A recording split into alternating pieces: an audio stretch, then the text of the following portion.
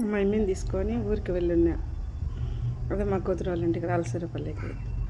ఒక్కరిని తీసుకొని ఒక్కరిని వదిలిపెట్టిపోయినాను అనుకో, ఇద్దరు ఏడుస్తారని సాయంత్రం పూట ఇద్దరిని తీసుకొని వెళ్ళిన.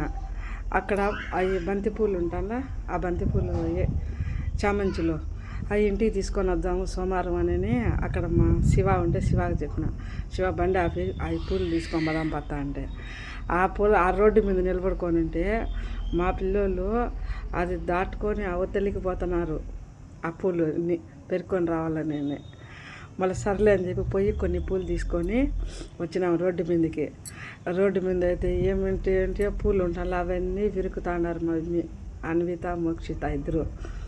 దాని చెప్పులకు బురదయిందని మా అమ్మి మోక్షిత అయితే వద్దు చెప్పులు అవ్వా మట్టి ఎత్తు ఎత్తు అని ఉంటుంది. అది అప్ప చిన్న అల్లరి కాదు. ఇద్దరు అయితే నాకైతే ఒక రేంజ్లో చూపించినారు, సినిమా చూపించినట్టు. అది ఇది ఇద్దరిని మా కావ్య వాళ్ళు అడిగినారు.